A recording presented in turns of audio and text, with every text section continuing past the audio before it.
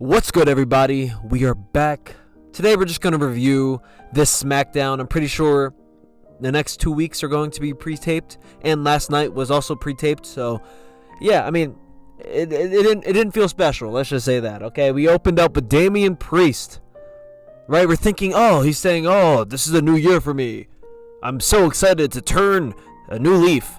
And of course, Aleister Black comes out of nowhere. This feud has been going on for a year. It already had a natural ending, but now they're bringing it back. They're probably going to have a street fight. That's probably what's going to happen, because later on in the show, Damian Priest got beat up. This is fast forward. He got jumped through a table, okay? And then later in the show, he got beat up again by Aleister Black. But this has been happening for the past 20 shows. The same thing. The same scene. They brawl. And then Aleister Black jumps Damian Priest from the back. We've seen this so many times. I really don't understand why we're continuously seeing this over and over again. We then get a backstage interview with Last Legend and Nia Jax. And to be honest, I'm enjoying their tag team. I think it's a natural tag team that we need in the tag division, especially the women's tag division. And they later went against the tag champions in the Kabuki Warriors, and they beat them. They beat the champions, which is... I really don't know, I don't understand the booking. I don't know why the Kabuki Warriors can't win as champions, but this just shows that they're probably going to lose it pretty soon. We then get one of the most confusing interviews I've ever seen in my life. We had Drew McIntyre and Nick Aldis at Drew McIntyre's house, and they were basically negotiating.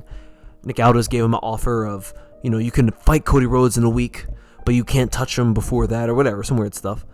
Drew McIntyre basically declines and said, that's what Cody wants, and that's what you want. And then he gave him his offer. But before they could come to an agreement, who's at the door? Who's at Drew McIntyre's house? Cody freaking Rhodes. Why? Okay, why is Cody so mad at Drew McIntyre? Did I miss something? Because all I've been seeing is Cody Rhodes jumping Drew McIntyre. That's all I've been seeing for the past 3 SmackDowns. Right? And now Cody Rhodes shows up at Drew McIntyre's house and commits a felony. he broke into his house and jumped the owner of that house.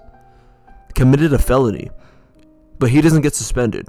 See, this is the thing that doesn't make any sense. How come Drew McIntyre gets suspended for the littlest things, but Cody Rhodes shows up to someone's house, commits a felony, and he shows up the next day at work? That's funny to me. Alright, it really is. But at least they're trying something new. Well, not really trying something new, but spicing it up.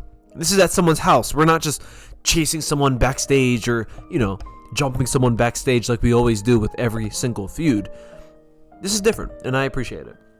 Now let's get into the Carmelo Hayes and Ilya Dragunov. They did have a tag match, and they ended up winning. That's not the important thing. The important thing is Carmelo Hayes got the pin, and it's released. There is some, not rumors, but it's actually spoilers. So I'll give you 2 seconds. 1, 2. Carmelo Hayes is the new United States champion. Next week, he will be the champion. And I'm actually very excited for that. Because Carmelo Hayes, believe it or not, has not been a champion yet at all. Through a whole year. Ilya Dragunov is a 2-time Midcard champion. I'm pretty sure he was an IC title. I think he got his IC title the first month he was in the company. In the main roster. And then he just now had the United States. So I think it is time for Carmelo Hayes to prop up this mid-card division. Ilya Dragunov did a decent job. He had an open challenge, which is it's pretty easy to do a good job with that. You just have to put on good matches. I wonder, probably Melo would do the same thing. I'm not sure if they're going to keep the open challenge. We'll see what happens. He is a babyface now, so probably going to stick with the open challenge. But yeah, I mean, if that happens, first of all, this is just a spoiler that I've heard. I don't know if this is true. Hopefully it is true, because I do want to see Carmelo get his flowers, or get his opportunity to be a mid-card champion. And I think he's a great mid-card. That's where he should be right now, in the mid-card. Same with Ilya and all these other guys. We then get a promo in the ring with Nick Aldis and Cody Rhodes. And basically Nick Aldis was like, Cody, you shouldn't have done what you did yesterday. You committed a felony, but it's okay. We're going to give you one more chance. If you touch Drew McIntyre anytime before you guys have a match, you will lose your title. Then Cody Rhodes responds with, rules? I am the law. And then basically says, I don't listen to you. You listen to me. A lot of people are shocked, not shocked, but a lot of people are like, wow, this is the best Cody Rhodes promo in so long. I mean, I guess. I mean, he didn't really say much. He just said, I am the law. I'm the A guy around here. He's always said this. I'm the QB1. I am the guy. But is he really the guy? I mean, SmackDown is the worst show out of all 3 shows. But, he's QB1. So he can, he lay down the law and set it out for other people to follow, I guess.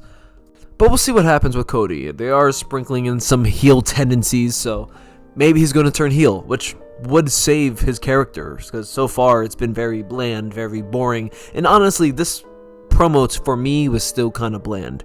But a lot of people are excited about it because he's showing some tendencies of a heel.